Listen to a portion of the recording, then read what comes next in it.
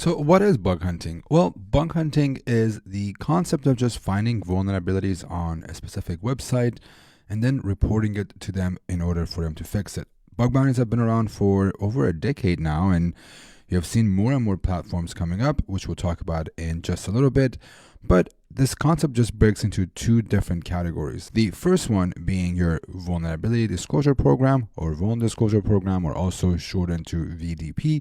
This is just a place that most bug bounty platforms will tell you that it's a see something, say something. It's great for just finding a vulnerability while you're using a company's product and then reporting it to them. There is no monetary reward for this. A lot of times that what you will see is that some of these companies will just give you a thank you note or just put you on their website on their Hall of Fame or Wall of Fame or whatever they call it, and you just get credited for it. So if you are trying to make money from this, I highly recommend staying away from vulnerability disclosure programs and just sticking to doing bug bounties based on the fact that bug bounty programs are the ones that actually pay you for your efforts. So if you do find a vulnerability in their products, you show impact and a proof of exploitability, which is a POC, then they will just allow you to get paid through that bug bounty program and their platform, and you just get rewarded for your work. Well, there are different platforms, and these are just pretty much the 6 that I highly recommend, starting with HackerOne, Bugcrowd, Integrity, YesWeHack, Synack, and Immunefi.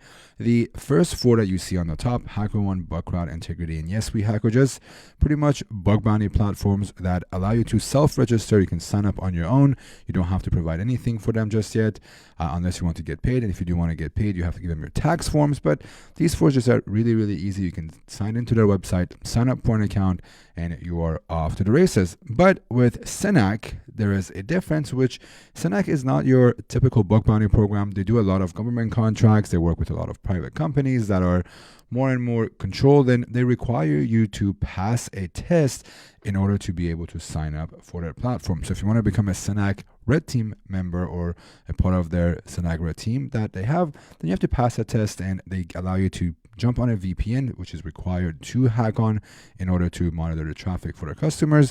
But it is one of the options that I know a lot of people use and is very, very popular, and I've done some hacking with them as well. You also have Immunefi, which is mostly just focused on the Web3 space. So they do a lot of NFTs, a lot of the cryptocurrencies, and a lot of their crypto projects. So if you don't want to do web hacking and you're more interested in that realm and that part of this bug bounty hunting, then Immunefi is also another option. So let's take a look at now what the process looks like for one of these bug bounty platforms. I personally hack on HackerOne.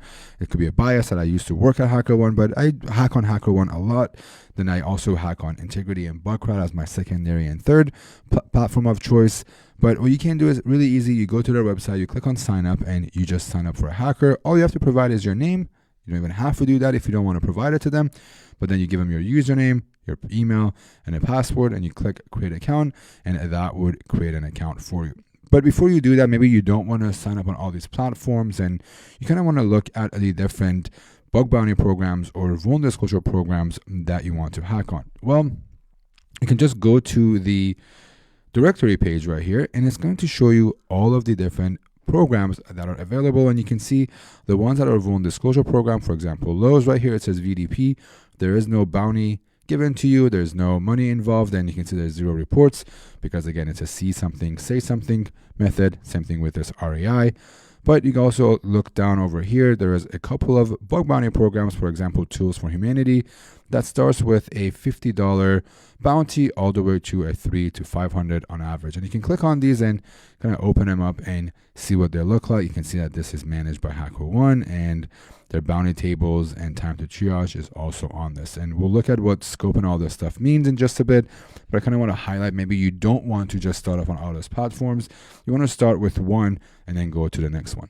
Same thing with Bugcrowd. You can actually just go to their sign up page, click on researcher, same similar approach. You give them a username and password. Let's go back and click create account. And right here, they ask you for your first name, last name, email, password, and your password confirmation. You can also go to bugcrowd.com's website and also look at all the different bug bounty programs they have. They have it on their page, so maybe we can just look for resources or engagements. Actually, you click on them, and there it is. They show you some other bug bounty programs as well. You have Credit Karma, you have Square, you have Exoscale. You have all these different platforms and bug bounty programs that pay you based on their bounty amounts. So that's kind of the approach I personally recommend doing bug bounties if you want to get paid. If you're really new to web hacking and you just wanted to learn, VDPs are a really good place to go and hack on, because as you can see right here, for example, with Lowe's, even though they are a big company, they don't have a lot of submissions being sent to them because it doesn't get them paid. And a lot of the top hackers stay away from vulnerability disclosure programs, including myself, because we're all doing this professionally to make money for it. Either it's our side hustle, or it's maybe our primary source of income, or it's a hobby, but we do it for the money portion because we enjoy hacking and we want to make some money from it. So a lot of times you will see these top hackers or hackers who are doing this for profit will stay away from VDPs and vulnerability disclosure programs. But I really recommend for someone that's really brand new to go ahead and look at a vulnerability disclosure program to kind of learn your methodology, how to hack, how to approach a target. And then once you have found a couple of vulnerabilities, you kind of got your feet wet, then I would highly recommend jumping into a bug bounty program.